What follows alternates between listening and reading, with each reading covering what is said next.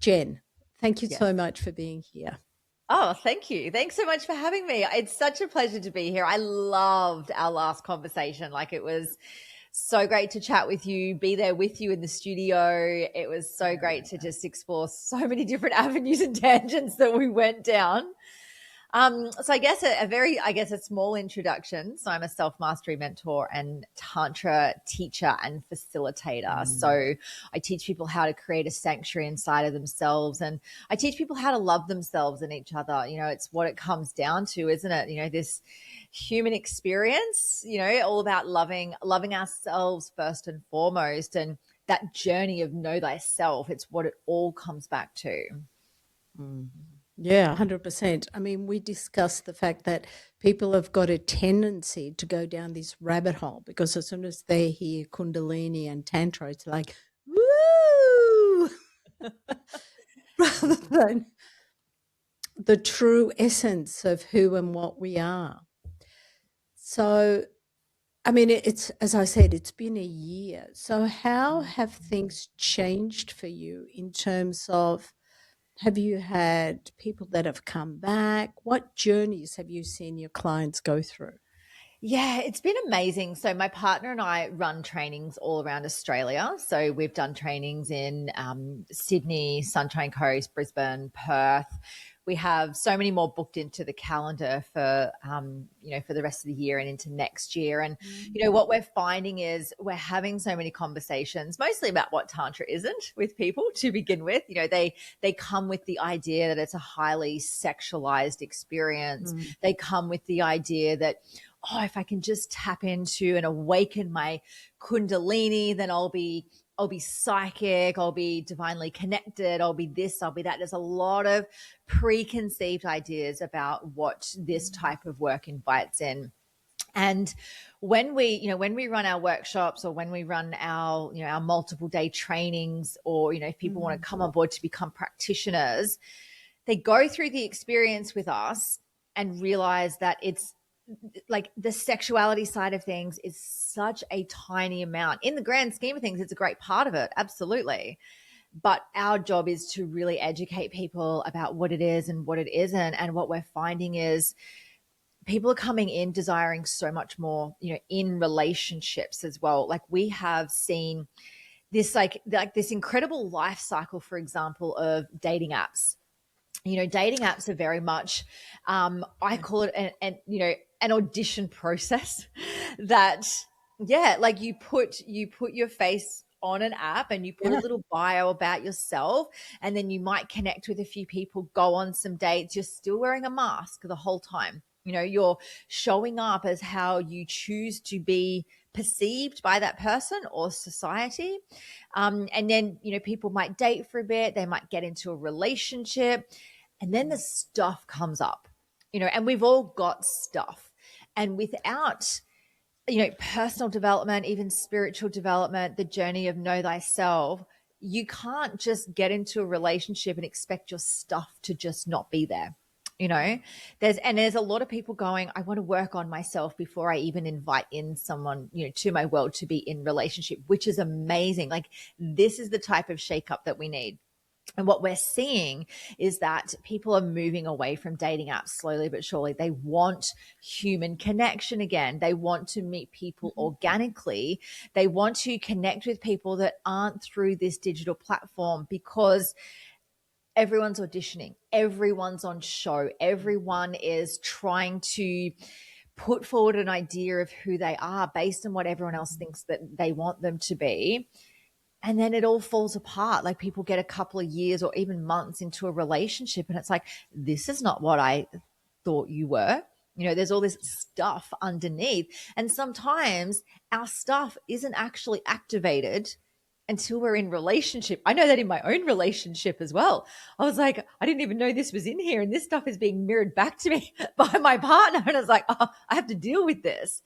And so what we teach in our work, through self-mastery, through these different, concepts in Tantra, is we teach people how to work on themselves, how to get to know themselves, how to have really high values, boundaries, getting in touch with themselves, doing their own inner work and their own, spiritual journey, whatever that looks like for them, and then attracting someone on that frequency, because when we change ourselves, we change the energy output that we have. When we take off the mask and we are our true, authentic self, we will attract people on that same frequency that are their true, authentic self. And that's where we form what we call conscious relationships. It's like you walk into something and say, hey, I'm not perfect, but I'm working on myself and I'm prepared to be on this journey with you and work through my stuff, not project my stuff at you, not, lash out, not behave in ways that you have in previous relationships. It is a journey together. And ultimately, Tantra, really supports divine union, but it's divine union itself first and foremost before you even want to connect that with another person. Yeah. Oh, 100%. I remember it's very interesting that you say about apps and us having masks and projecting who we want to show the world who we are. Over 30 years ago, I would take my daughter around to auditions. And what did she do? She did 2 or 3 things, and I thought, this is ridiculous. It's a meat market. It's like, which piece of meat do I find prettier than the other one or more apt to being, performing to what I want them to be? And so therefore I pulled her out. I thought, this is ridiculous. This is such a pretentious world that it was just, how can you sustain it? And then the other thing that I found really interesting that you were saying was that not only are we perceived in a particular way, but we have to be who we are in order to increase our vibration. And that's very much in thought and speech, because although we may say things, it doesn't mean that that's what we're thinking and feeling. And therefore, changing our inner world is what brings out the increased energy and vibration so that we can change our consciousness. Yeah. Which is, yeah. And so when people are doing the course, I mean, let's face it, it is important to have that connection to the divine or to spirit, whatever it is, or our higher selves, whatever words you want to use. And we're told that by having that connection, and different streams talk about having that energy rise, which basically is the Kundalini, yeah. to tickle the pineal gland, so the pineal gland can go, woo, woo, I'm here, find me. That's exactly it. Yeah. And a lot of people are just so drawn to the tickling of the pineal gland. They've seen the Joe Dispenza stuff and using the breath and energy and what it can create. It can create healing. It can create exponential manifestation techniques within that as well. Like there's so much that you can experience through these practices. But if you are not grounded in this and you go to uncoil this, snake-like energy and come up to our higher nature, you're going to blow a chakra on the way. You're going to, and I've seen this happen. It's called Kundalini sickness. And it's amplifying, like it's opening these chakras far too quickly in our etheric body. These are energy centers, not in our physical body. They're in our etheric body. And they very much you can burn that webbing. You can hurt yourself in that. You can become very unwell. Some people can end up in psychosis over this as well.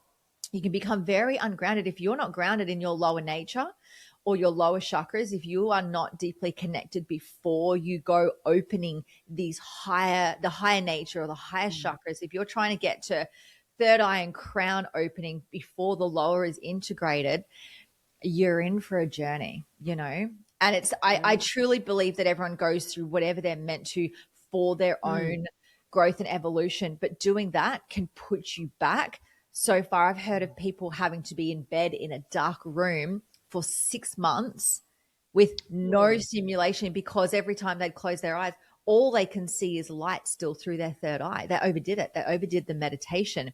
They've overdone mantras. They've overdone the things that open it, thinking that that's going to get me connected. That's going to put me in this higher realm, whatever the intention is, without the knowledge and awareness of like you're dealing like on a esoteric level and even a mystical level, you are dealing with things that if you don't know what you're doing in this space, it can be so dangerous. Yeah, I mean, it's interesting that people get thrown back, but that's exactly right. It's like when we're trying to separate things and you go too fast, it's like the centripetal force goes whoosh and just pushes it out of the bowl. Yeah.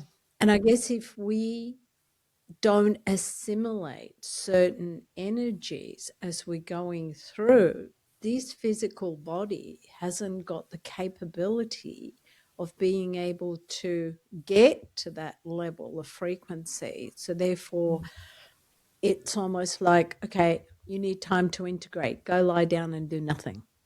Yeah. Yeah. And we have to ask ourselves, like, to what purpose does this serve?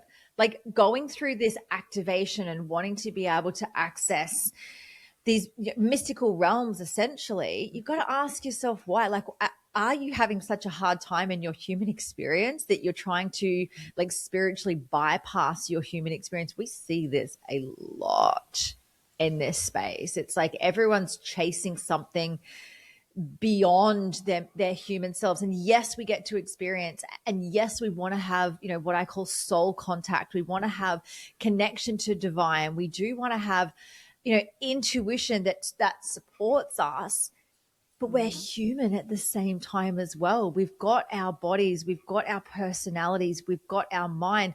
We want to be able to, you know, ultimately master parts of these over our lifetime. It's not just something that you go, oh, I just want to get there and then I'm ascended or I'm enlightened or I'm holy or I'm a disciple or whatever the thing is. Like, let's just focus on being human as well. Yeah, that's exactly right. I mean, if we're here to have a human experience and to raise our consciousness, what is their ultimate goal? Why do they want to have this self mastery of themselves? They have to be, I mean, we're all on a journey, right? Yeah. So for me, it's for service so that I can have the ability to be not only present, but not to have all these monkey mind thoughts in my head so that I can be present for another person Yeah, that's and be beautiful. non-judging. Yeah. Yeah. We teach people how to, we call it temple on the mountain. So we teach people how to go to their temple in meditation. And that's essentially where we can create soul contact. But in order to get to their temple, they've got to go through what we call the village in the mud. And the village in the mud is day-to-day life, you know, and it's people, you know, people trying to get our attention. It's bills to pay, it's kids to look after, it's technical issues on podcasts. Like it's all of the human things. So whilst we're human, we're also, you know, we also have a soul and we also can connect to that space, but we don't ever make the village in the mud wrong. We acknowledge it for what it is. We want to be able to go to our temple and see things from a higher perspective, all loving, all knowing, you know, full of kindness and joy, pleasure, all of the things that we get to experience in these high vibrations. And we can bring those down with us into the village in the mud next time, so that we're walking through life. And sure, we might go through a separation, we might go through the death of a loved one, the loss of a job, these things that throw us into like internal chaos. And what we can essentially teach through the self-mastery journey is, okay, when this happens, instead of getting lost in it, instead of getting stuck in the mud, instead of getting like completely like drowning in it, what are the sustainable steps to move through it? What are the ways in which you can, you know, go into your mind and go, what's the story here? What is the process? What is the belief that is keeping me stuck here? and preventing me from moving forward into a different experience. What's my body saying? How's my body responding? Is it showing up with dis-ease? Is it showing up with pain or some kind of sickness or ailment that's trying to get my attention? What's my astral or my emotional body doing? Am I just constantly in this state of emotion that's, creating more thoughts, creating more stories, creating my body to have a response? And that's those three elements, the mind, the emotional or the astral, and the physical body is what we call the personality or the physical triad.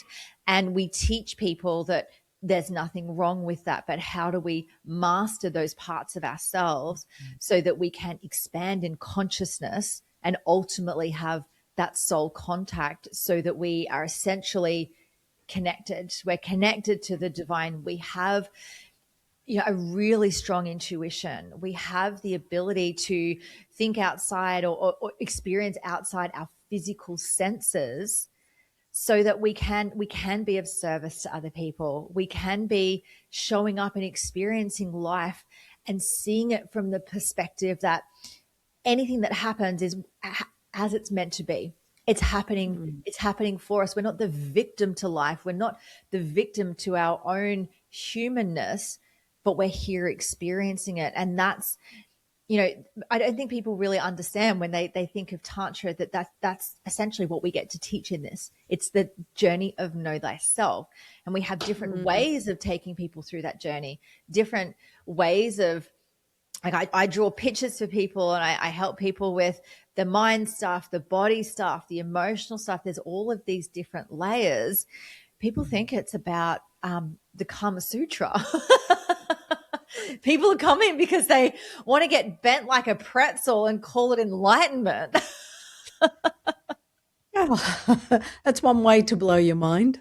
Yeah. The thing is, you can have that through this journey because of how connected you are. Like the orgasmic version of you exists, but the orgasmic version doesn't exist when you are in your village in the mud constantly. You can't be weighed down with all of the stuff and be like, oh, cool, I'm just going to, have this out of body orgasmic, wave of experience and then pick it up afterwards. And so we teach people that it's so far beyond just what we call the lower nature or our sexuality.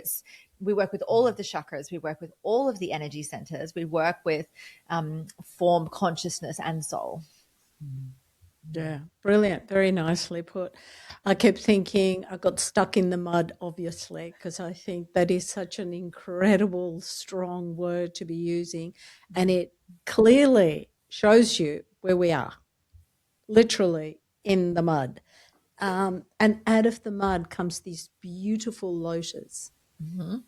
So, which is what we're trying to do. That's why I put together a course with grief and consciousness, because there is so much information out there. And I guess one of the biggest ones are the NDD, the near-death experiences, all those people that have gone through this journey and have come back.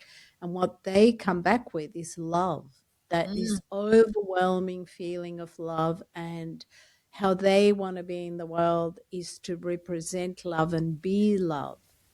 And so like Mother Teresa, who would walk through the streets of Calcutta, and the people that were the most downtrodden, the smelliest, the ones that looked the worst, because let's face it, one of our masks is like, ew.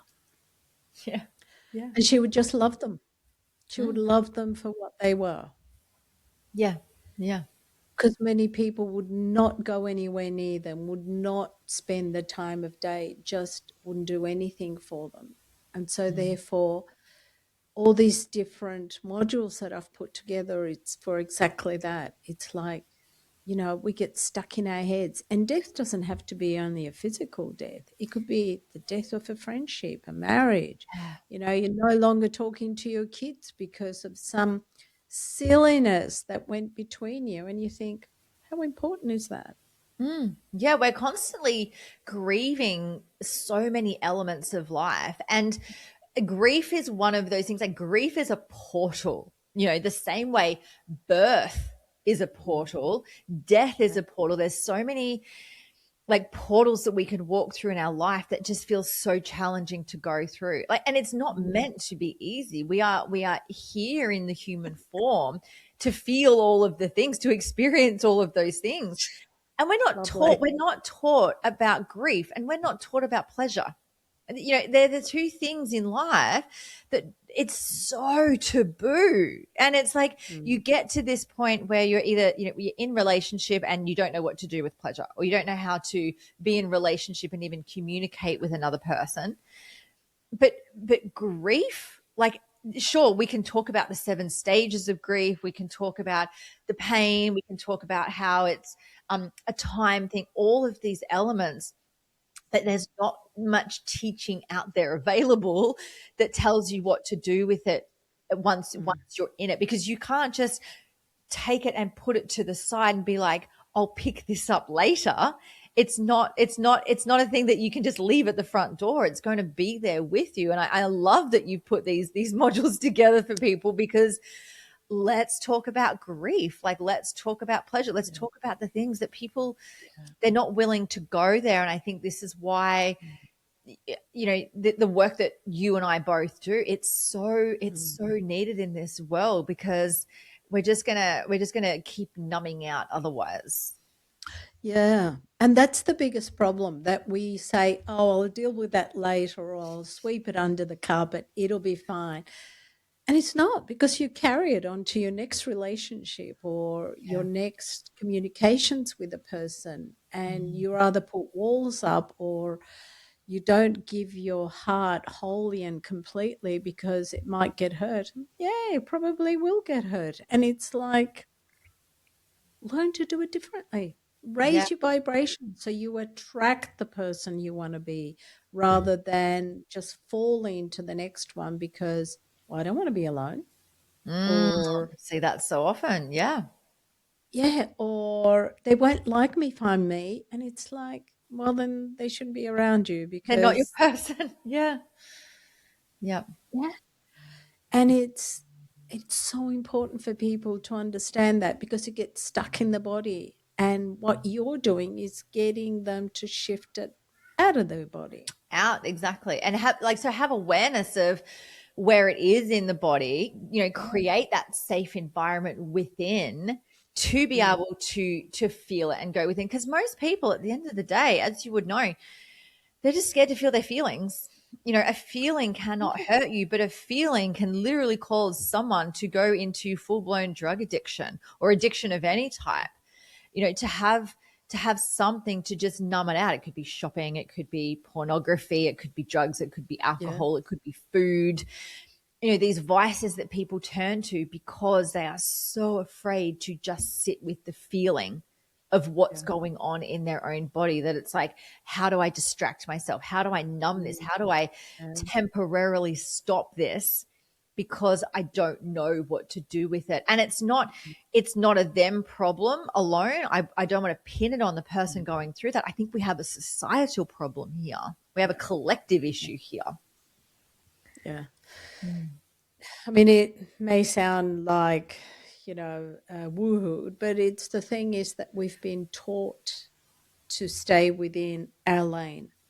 And therefore, you're not supposed to go out of your lane, because either your social status or who your parents were, which side of the river you were born.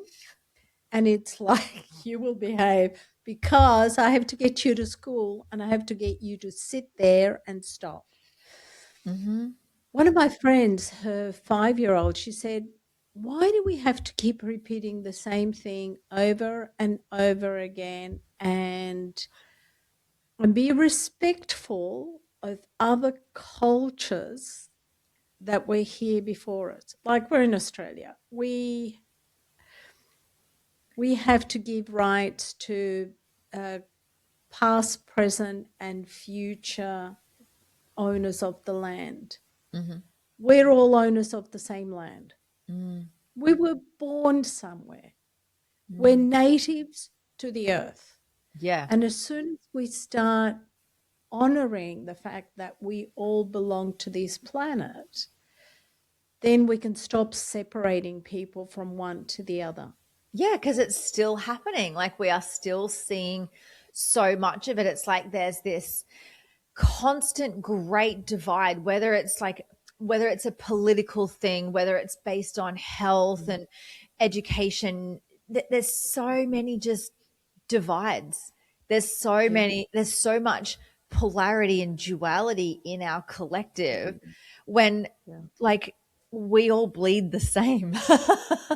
What, We're red blood? actually, yeah, we're actually just all of the same in like different meat suits, really.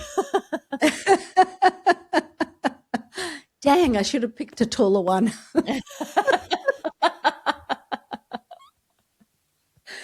Yes, but I mean that's the biggest issue. And like you were saying, that we have to clean it up so that we can get out of the mud. Because the more we suppress the mud, the more muck we make our body maintain. And if we're keeping a lot of muck inside, that suppresses the body's own immune ability to do the cleaning. Because Mm-hmm. let's face it, our lymphatic system are the sewage of our body. And if it Yes. stopped doing that, then that's when illnesses get stuck in there. And taking the blue pill or the red pill is not going to make it go away. It'll just mask all the issues. Yeah, So, exactly. and I was at the gym yesterday and they've got reformers. So I only do reformers, and they've got this lovely curtain so that they can't see you and you can't see them, but you can hear them perfectly well. There was these two guys talking about football, and one was a coach, and he was saying, "Oh yeah, and you've got the colorful language that goes with it." But he's saying, "I use AI." It was very colorful. You think, okay, we need to learn a few other words. But he was saying, I'm using AI to do different approaches to different kind of game plans that you're doing. So he's talking to this guy, absolutely loves what he's doing, says, but it's a lot of work. But I'm very mindful of my players. And then the guy goes away and they're both doing their own exercise. The second guy comes back and he says, "So, how do I become a coach?" And all of a sudden, the guy takes almost like a step back and he's saying, "Oh, it's a lot of work, it's so demanding, and you've got your players." And it was like, "So I'm building you up to say how good I am because this is great stuff. But now that you want to do it, it's like, oh, I don't think you've got the impetus and everything else, Mm. because it is a lot of hard work." And I'm thinking, hang on a minute, why don't you just say, "Great, why don't we get together and we can strategize and we can have a few discussions instead of, blocking people." Why didn't he So just do give him you his AI prompt? because he didn't have his phone on him. It's the way of the world now, isn't it? Yeah, we still haven't got them implanted into our brains. Thank God. Yeah. So do you think, I mean, over the past year, all this AI stuff has gone, ballistic. It's helpful. It's like any tool. Do you think people are becoming more resistant to self mastery, or do you think it's accelerating the self mastery? I think so. I actually feel it's going to be very similar to dating apps. I think everyone's going to be in, everyone's going to be excited, everyone wants to play in it, everyone's going to learn about themselves in it. Then it'll come full circle and it'll be like people turning away from the dating apps like they are now, going, "This is not for me. I want human connection. I want to understand through real people." The thing is, if you look at also the bind that majority of society is in the moment, we're in essentially a cost of living. We're in some kind of recession happening, fuel crisis, supposed apparent maybe wars, like all of these things and it's all fear. It is all fear. And so Yes. people are talking about it, like we're talking about it now. But the more that people talk about it, the more the fear grows. And then what people are sharing is, well, I got to cut back on certain things. And sure, sometimes seeing a practitioner for certain things or doing trainings like ours or attending workshops is an expense that people don't want to invest in because they're really, really mindful of money. I'm not denying that there is like a financial scarcity happening at the moment. So they go online and it's like, well, what can I learn from AI? And how can I, essentially push the limits in what this like machine like thing, what kind of data can it pull? Essentially, it's an LLM. It's a large language model. It is just pulling data and words that already exist on the internet and packaging it up beautifully.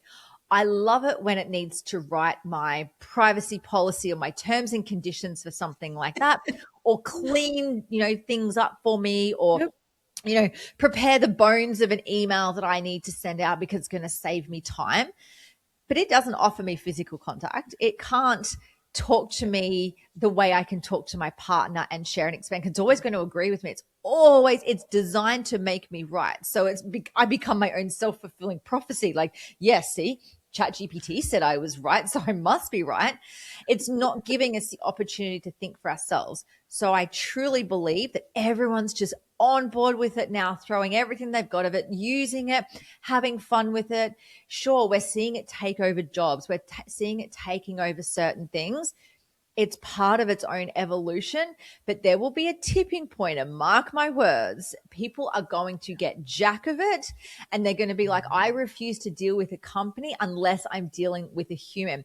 It's the same as self-service checkouts. We've seen that, and now we're like, can we just have some human interaction here? Recently Woolworths brought out these new, and I've never used it, so I don't know what it's like, but these tablet things that sit on the trolley, and then you scan your things as you go through, and then you just put that into the checkout at the end, and you're like, everyone is just so fast paced.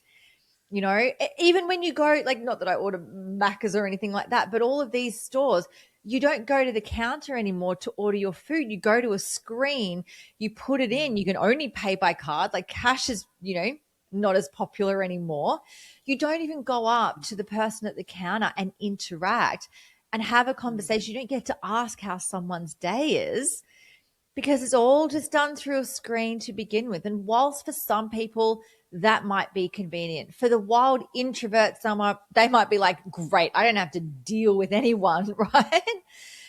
But we're losing touch with ourselves. And I just know that it's going to be like the dating apps, where we're going to have this growth. We're going to have this like, yes, AI. And then we're going to go, where's community? Where's human connection? Where can I go that's not the online space?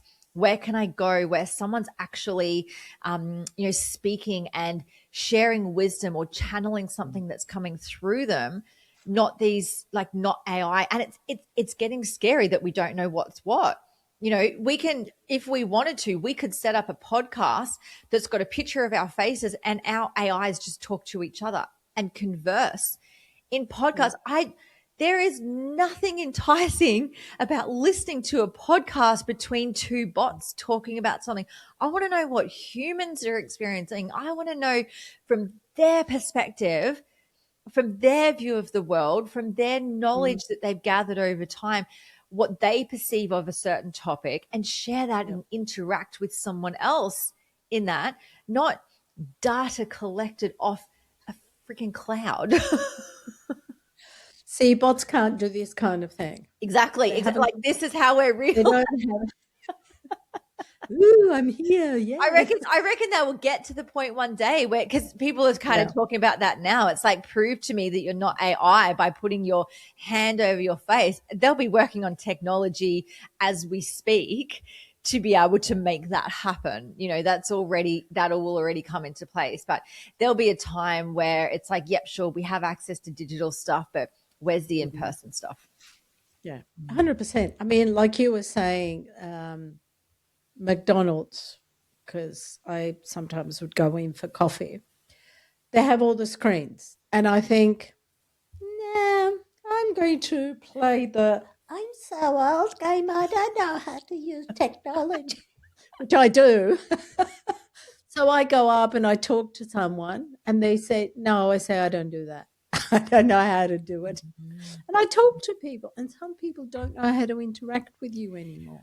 People are losing the ability to read social cues, interact with people, like have conversation, but also like people don't ask questions anymore. I don't know if you've ever experienced this, but people that aren't, I guess, facilitators or in this space or doing personal development, ultimately, I don't really want to categorize people, but you'll find that people just don't know how to ask questions back that aren't sort of like, how are you? What do you do? Like the surface level things. People don't know that people have lost the art or haven't even been taught the art of like human connection through communication, and it's almost like it's a dying art. And all it is two people talking to each other. Yeah. Interesting that you said that we've lost the ability to communicate. That's very much an autistic kind of a realm. Now, if the frequencies are increasing and the kids coming through have got that ability, there is a huge increase in ADHD, autism, medicating kids. A friend of mine, they have an 8-year-old and a 13-year-old. The 8-year-old went from Ritalin to antidepressants so they could stay in school for 3 hours a day instead of 30 minutes. The 13-year-old is now on Ritalin so that she can cope with the day of being at school. And as you know, here in Australia, we have to keep our kids in school for at least to the age of 16. Yeah. Yeah. Yeah. Otherwise, the parents get into legal trouble.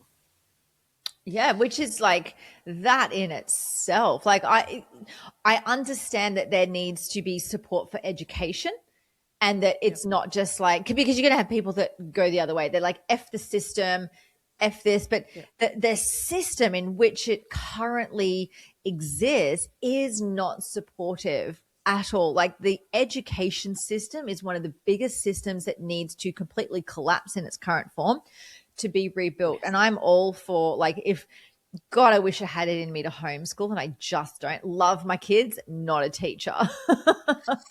And we have these, different school models, Montessori, Steiner education, that there are these different ones popping up. But, the minute you start sort of going down that path, it's like, oh, you're alternative, you're this, you won't, they won't ever be able to go to university or do these certain things. And it's like the whole education system needs a complete overhaul. And I don't feel that we're loud enough about it yet. I feel like we're getting there. And I feel like there's a lot more people going down the whole homeschooling path. But I think there's just, there's so far to go with it. Yeah. And even if you've got an autistic child, they work on IQ. And if your child is too intelligent, they can't get into an autistic school. But you think, hang on a minute, he's autistic. Oh, yes, but no, they have to have an IQ below a certain level. They're too intelligent. They have to go to mainstream. And you think mainstream is not supporting them. So we've got all these kids that are coming through, which are being medicated. And so their bodies are already being subjected to all this chemical warfare that it's not going to help them at all, instead of having the ability to think clearly. And yes, homeschooling is not for everyone. I mean, I remember when I was doing my school rounds, I thought, if I have to teach them, come home and teach mine, one of them is going to die. Yeah, this ain't it. It's just not going to work. So I never did it. And by educating their parents in what you're doing and, other courses like grief and consciousness, the aim is for them to have full mastery of themselves so that they can start teaching their kids, not necessarily at home, but teach them a different way of being in the world, because they're the ones that are going to be looking after us when we're older. That's our future generations. They're our doctors, they're our nurses, our politicians, our police officers, our military. Like these guys are it. Yeah. And it would be nice if we don't have military, but that's a different topic. Mm. But there is just going to be so many other things. And if we can master ourselves now, Mm-hmm. that will create the domino effect to start raising frequencies and consciousness. Because once we do that, we understand that we're the gurus of our life, not someone else who's telling us what to do and how to do it, Mm-hmm. but we are. Yeah, and that's the self-empowerment piece. And when we teach our kids like personal empowerment, even just teaching kids how to take self-responsibility, how to Yeah. communicate openly, how to like practice kindness, how to practice optimism in life, how to be resilient towards what life throws at us, they're the ones that are going to be, able to share that with others as they get older. But it starts at home. It has to start at home. It has to start with the parents. We're seeing a lot of broken homes. We're seeing a lot of disharmony in the traditional family nucleus, and we're seeing separation, and that's all well and good. But if say, for example, parents split, I'm not together with the father of my children. We've been separated a lot longer than, what was it been, like 8 or so years now. And our kids were really little when that happened. Had we stayed together, it would have been an absolute shit show. And now separated, we're both absolutely thriving in life, that we can show up as the best versions of ourselves through the separate paths that we had to take in order to step into that potential that we had. And our kids are thriving in that environment, absolutely thriving. That's amazing. I mean, like you, I left when my youngest was 18 months old. There's no point being together for the sake of the kids because they're going to turn out worse rather than better. Yeah, they're going to And hold it against society, you eventually too. and society keeps saying that, oh, no, no, no, it's a family nucleus. There's no such thing as a family nucleus. A family nucleus is based on love. And Yeah. it doesn't matter if they're two males, two females, one of each. Mm-hmm. It should be bound by love, not by laws or regulations. Mm. And that's what makes the kids thrive. And it sounds like your kids go out there and spread joy because when their frequency is higher, they raise the frequency of others. It's like when you're in a group and you can see auras because Mm. someone else can see auras. But when you're not in the group, you can't see it Yeah. Yeah. because they're raising your vibration to Yeah. match them. So therefore, you can have a different view of the world. Yeah. Yeah. And it's, I'll share a little story. My son, who's 9 now, he'll be 10 in a couple of weeks. He's very excited to turn 10. But he had a little friend over a couple of weeks ago, and his friend, they don't go to school together. But yeah, so the friend was over and he said, "Who's your best friend?" And my son said, "Well, I'm my best friend. I have other friends, but I'm my best friend first." And I overheard it. He wasn't saying it in front of me because I very much teach my children to be your own best friend and to treat yourself as if you were your own best friend. And the fact that he then shared that with one of his peers, and that was his normal. That's his normal, to be his own best friend. And he said to me the other night, I think I was just tired, exhausted, or whatever was going on that night. And he came up to me and he's like, "Are you okay?" I said, "Yeah, I'm good." He goes, "Are you being kind to yourself?" And I said, "I am being kind to myself." He goes, "Do you love yourself?" I said, "I do love myself, darling. I promise you that." So they reflect everything that we show them. Like, they are there to learn from us. They're sponges. They're absorbing it all. They're making up their mind about the world, and it's going through, yes, their own little personal filter and their soul, their little human body that's having their own experience. But we have the opportunity to positively brainwash and influence our children to come from a place of love, respect, kindness, fairness, all of these components, as opposed to the opposite. Like, we get to support them in that. Yeah. Yeah, absolutely.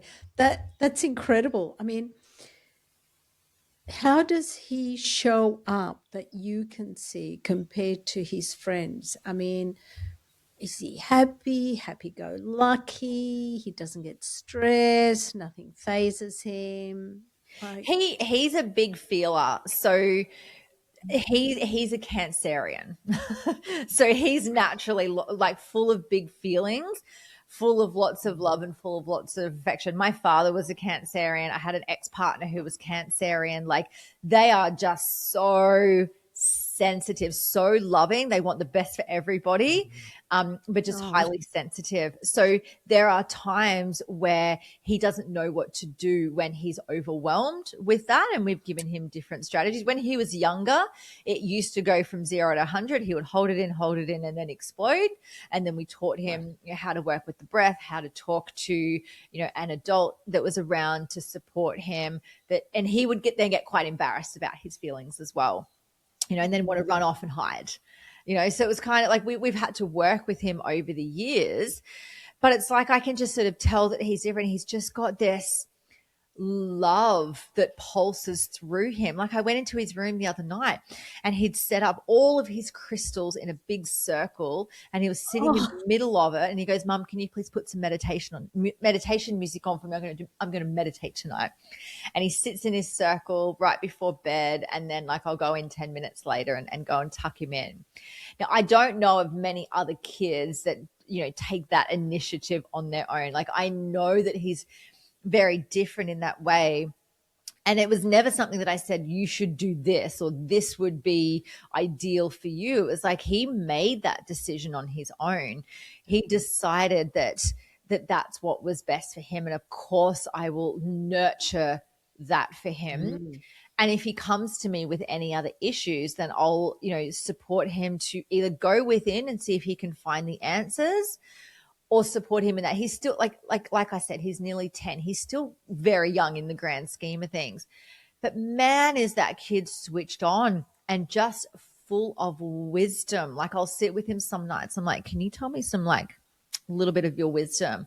And he'll think about it, and he's like, he'll channel something and he'll bring that through. We've got in his room, he's got a Turkish lamp. You know, those really nice mosaic Turkish lamps. He said to me the other day, he goes, "Mum, I feel like the soul is like my lamp, where it's light on the inside, and then our body is like the body of the lamp, and then the light comes through it." The kid is wow, 9. I was wow. like, I love that analogy. And Yeah. he just comes out with it when he feels safe to do so.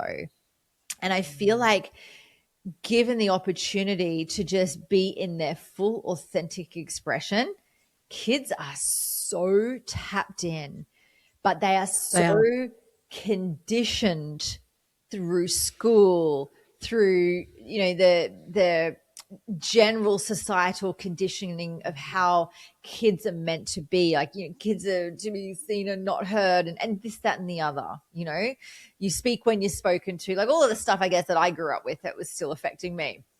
You know, when he's got the ability to share openly, it's almost like it's a further permission slip to keep going into that part of himself and bring that forward. And I think that he knows within himself that it's not a widespread thing between his friends. I think he very much keeps a lot of it to himself and then shares it in the home environment, because he knows that, like, his sister and I, and, you know, my partner, when he's here, we love hearing that side. We encourage, and it's like he just got this permission slip and a microphone to share his wisdom.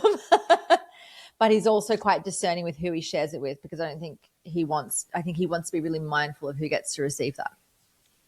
That's amazing. I mean, he sounds like a very old soul. That's Very actually, there are still layers that are mm, still sufficiently open that he can communicate all this wisdom, mm, but some of it's also being closed off. You know, like my ex-husband taught my son how to meditate when he was 8, mm, because he was rollerblading down the hill and he came unstuck. So we were in hospital. And so he taught Ben how to actually meditate. mm, Now, Ben is now 34. and he still meditates, and he sees himself as having so many layers that he's still stuck with. I see a completely different side of him, but he still meditates and he's fascinated with psychology. So he devours anything to do with that. Mm. And then he became a yoga teacher last year. Amazing. So he's definitely on a journey. Yeah, he's on the path. But he's still pretty much within society. So it's so nice that your son, being that much younger, has got the ability to get rid of all the onions before they get stuck. Mm. Mm. And his energy will assist others to come forward and thrive as well. Yeah. And that's incredible. I mean, there should be more of it. I know there was last year, the year before. I think it was the year before, they did meditation classes in a school in Queensland. And they were 7 and 8-year-olds, and they would do, meditation before the beginning of the day when they came in from recess. And then that would be it, or when they went to school. Anyway, it turned out that kids would actually ask if they could meditate.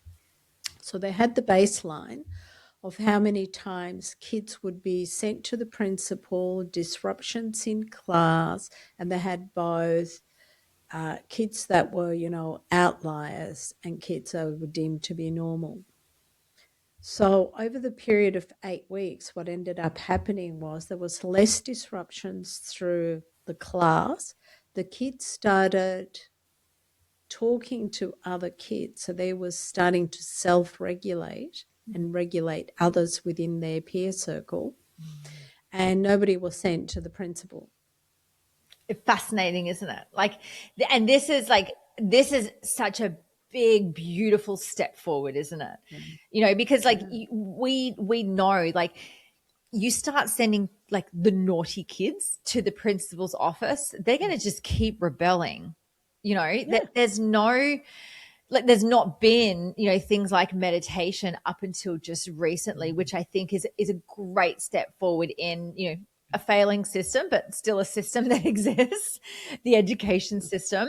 In my kids' school, they've got, there's this thing called the Resilience Project where they teach them, how to use their breath, teaching them, I think, about kindness and respect. And I'm not sure if there's meditation in it, or I think maybe one of the kids' teachers used to do meditation.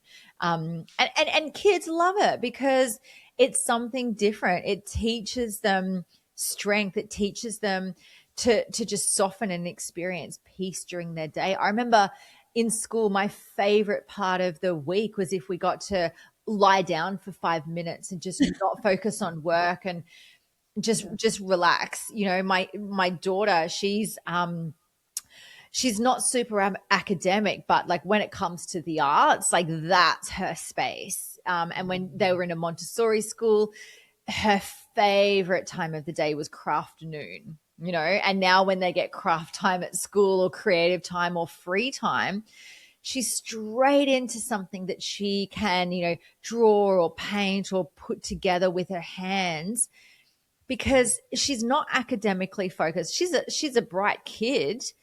She gets the grades that we don't need to be concerned about. Not that we, would judge her based on that.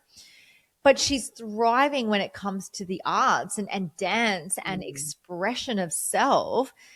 If that doesn't translate to an A in, maths and science and history, all of a sudden what, they're failing on their NAPLAN, But she's one of the most she's such an intelligent person, and she's got such, critical thinking skills, and the way that she can interact with others and perceive things and make meaning of things. Yeah, she's so creative in that way.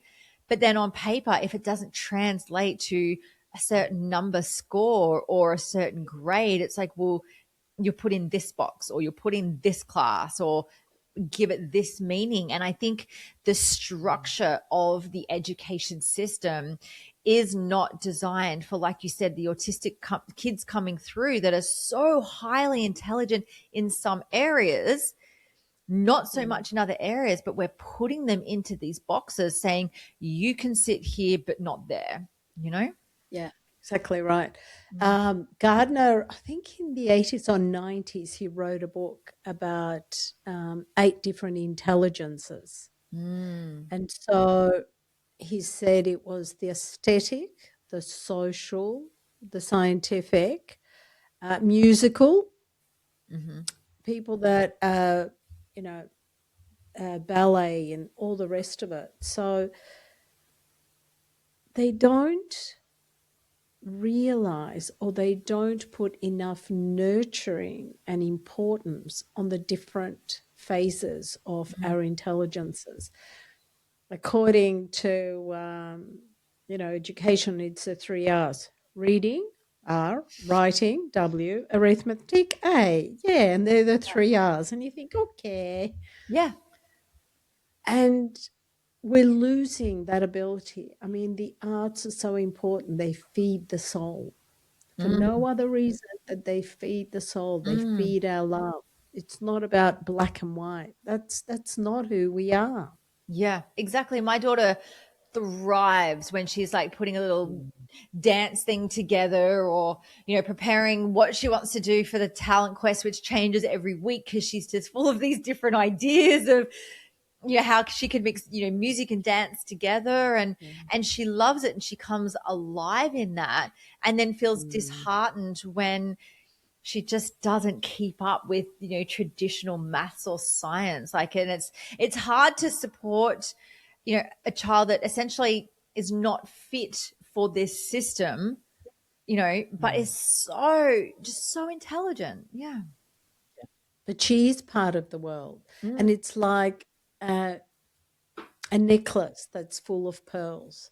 When the different pearls are missing, you haven't got a necklace. You've just got this unfinished product. And each of us make up that pearl.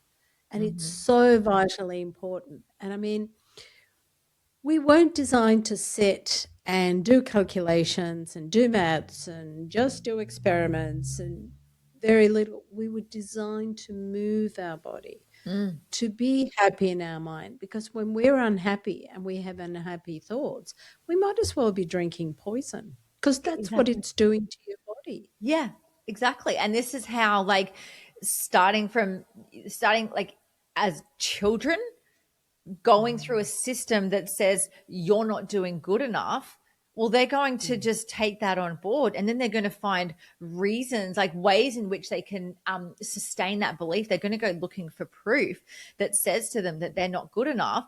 They're going to perhaps end up drinking or having a drug problem, or not believing in themselves, not ever like being in the pursuit of what lights them up or brings them joy, because they've been told from such a young age that they're not good enough, or they're not smart enough, or they're not this and that, so, and this is why it's so important to nurture children's abilities, all abilities, from such a young age.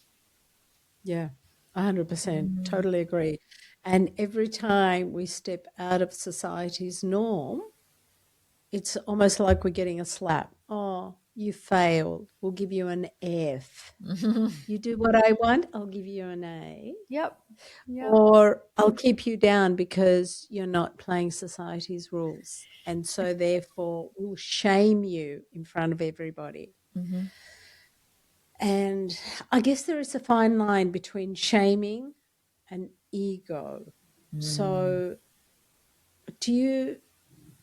when you're running the self-mastery course and someone gives you a suggestion or an idea, or says, this isn't working for me, you're not doing it right, do you take that personally, or do you try to turn it in such a way that you ask questions, so you send them love, or how do you deal with it? As in, if your client's experiencing that with me, Mm. look, any sort of feedback, if I'm not able to support a client in a certain way, I will definitely check in with myself to see, like, is it a me thing in the way in which I'm teaching or facilitating or what they need?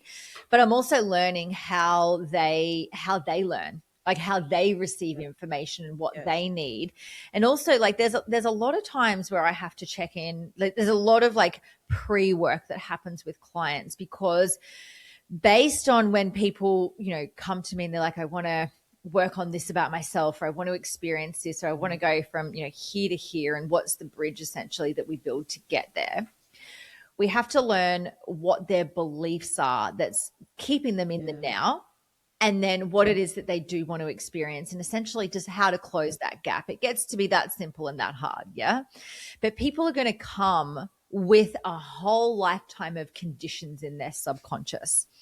And so a big part of my work is educating people. Like, the psychoeducation piece is such a huge part of what I do, because when I teach people how they're wired in their subconscious, how they created their belief systems and their values and their perception and their view of the world, they're empowered to understand their own inner world in a different way, so that when it comes time to create change, we already know what's potentially holding them back. A lot of the times, I've really got to get to the core of people's relationship with being wrong. Because when we are wrong, generally speaking, as a child, we're reprimanded. We did something wrong, we got the F. We did something wrong, we got sent to our room. We did something wrong, we got a hit of some sort. You got the wooden spoon on the back of your legs or something. Yeah. So from such a young age, in our imprinting years, so from 0 to 7, even 7 to 14, when we're starting to wake up and become more self-aware, we're still making up our minds about the world. What was happening in those formative years, that when you were wrong about something, how did your caregivers or your teachers respond? And if you have a relationship with being wrong that says, this is too scary, I can never be wrong, it's ultimately, it creates unsafety in the nervous system and in the body, then we need to work on that first and foremost. Because if someone cannot handle being wrong about something in their world, doesn't have to be anything to do with the work that we're doing, that's going to dictate how they move through the world, because all they're going to want to do is continually be right about everything. So because right, if we associate being right about something with feeling safety in our body, well, what are we here to do? Ultimately, biologically speaking, all we're here to do is survive. All we're here to do is live. And so our nervous system and our body and our mind is always trying to keep us safe. All we're trying to do is preserve survival. And so if being right means that we'll survive a situation, man, will we fight and we'll claw our way to being right, and we'll do everything that we can to avoid being wrong.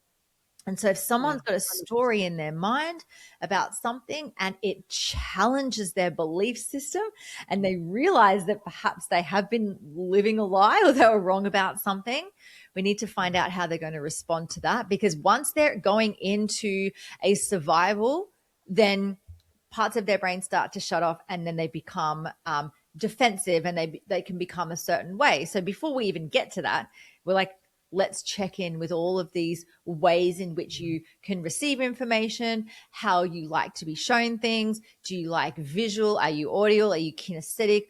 What are the ways in which you personally need to be supported in this journey? Because it is not a cookie cutter system that I have created for self-mastery. It can't be. I'm not a school teacher.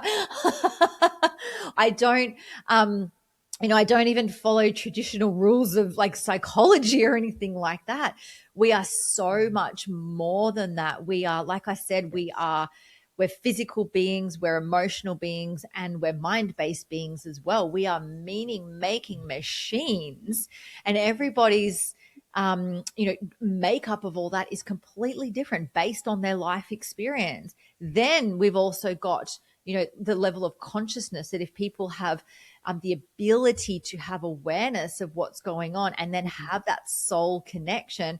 Everyone's on a different journey with that. So there is no cookie cutter way to support people. It's very much a tailored experience. I've got resources that I create. I've got, different ways of doing things, different modalities, different models in which I can teach, but ultimately every single person is different. And that's what I guess that's what I love about all of the things that I've taken away from hypnotherapy, psychotherapy, NLP, even like theta healing and energy modalities and soul work, and then into all of the Tantra stuff.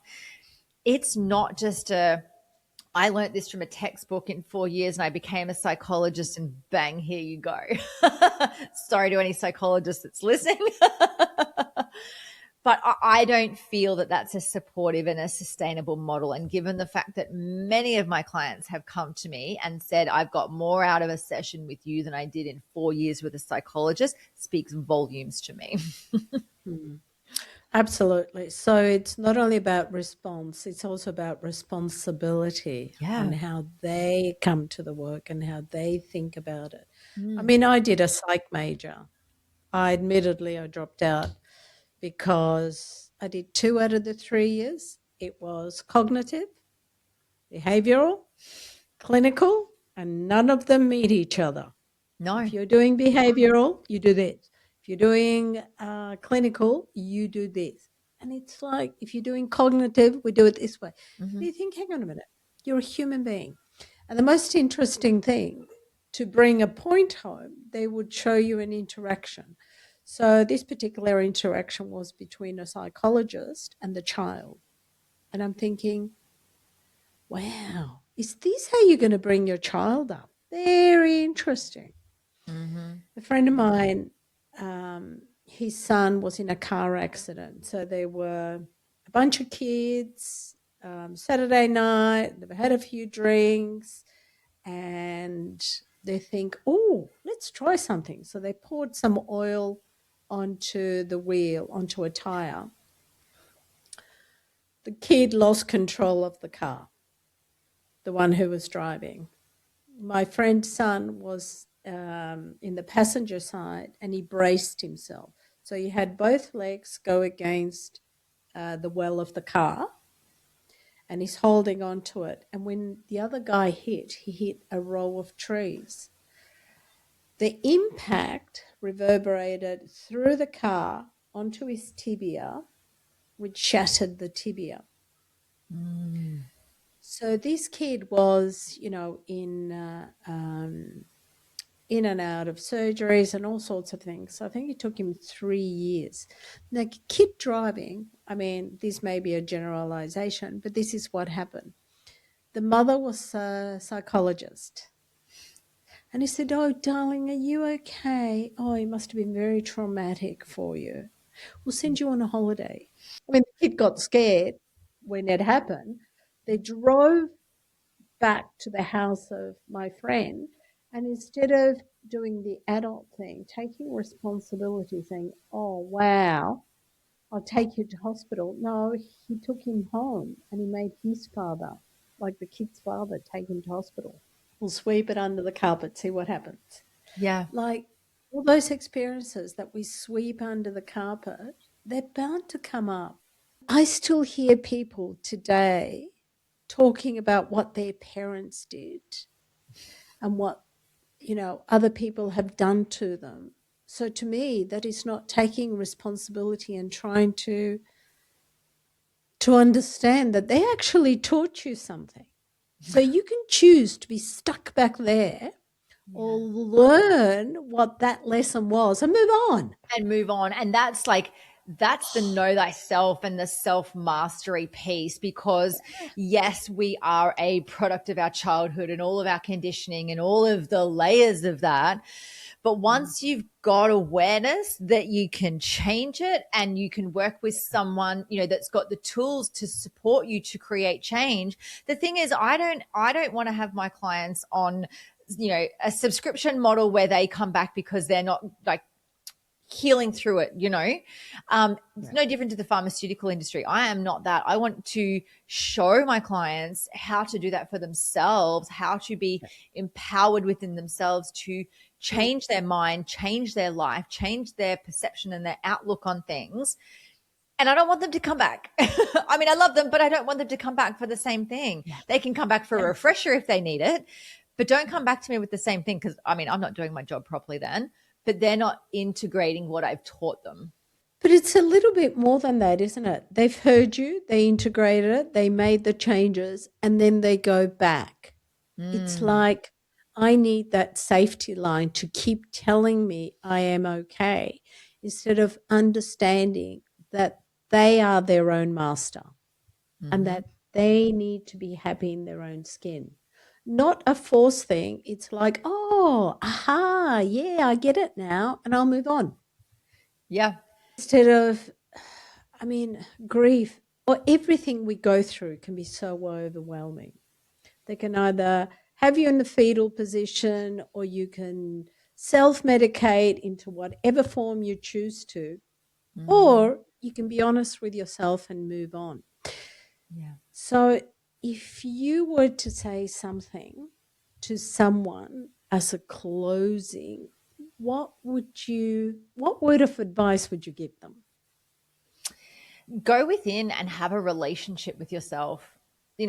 Everything in life is you and your perception and the meaning that you give it, and you attract the experiences of who you be in this world. Not saying that you attract bad things because you're a bad person, but you attract lessons to learn. You attract people into your life that, I always say they're a lesson or a blessing. There's some come and dance through life with you, season, reason, or lifetime, or some teach you how not to be in this world. Not just because something uncomfortable might happen to you doesn't make you a bad person and doesn't make life inherently bad. We are here to have the full human experience. Don't try and out spiritualize yourself. Don't try and Kundalini awaken yourself. Be so present and honest with yourself. Like, wherever you go, there you are. You are always that one within. Cultivate a relationship with self first and foremost, and make it a sanctuary inside of yourself. That's the whole concept of my business, Sanctuary of Self. You want to go in, and if you can imagine that your mind is like a garden, you have the choice. You're either pulling weeds out or you're tending to flowers in there. You get to decide what your inner landscape is like. So that is so true. Player's choice. You choose what you want to experience, and that is free will. Yeah, 100%. Beautifully put. Like, your internal has to be spot on for your head to be happy. And a lot of people would say, but that's being selfish. And I would say to them, it's not about being selfish. It's about know thyself. Yeah. So that you're not selfish because you're giving. Yeah. Yeah. I think, you can be self-centered in a way that's not an egoic way. It's self-centered. Like, if I don't prioritize my self-love, my self-worth, my health, everything to do with myself, I can't be at my best. I can't show up for my clients or my partner or my children or my community. If I'm not connected to myself, if I don't love myself, if I don't hold the highest of standards for myself and hold myself in such high reverence, no one gets the best of me because I'm not the best of me. Yeah. Oh, so true. Beautifully put. Thank you, Jen. That was amazing. It's always a pleasure having you on the podcast. Thank you so much for having me. I really appreciate it. And I can see how you've flourished through the past 12 months, and you have gone to a higher level. That's what it feels like from here. You're just so much more. Your garden is full of flowers, let's say. It's very much full of flowers. Yeah, a couple of little weeds here and there, but, we pull them out and deal with them. Sounds wonderful. Once in a while, we fertilize. Yeah, that's it. Jen, thank you so much. It was great. And I trust that our listeners have taken, if nothing else, to be kind to themselves and loving to themselves, and then everything else can come from there. Yeah. That's where we start. Yeah, exactly that. Thank you. From heart. Thank you so much for that.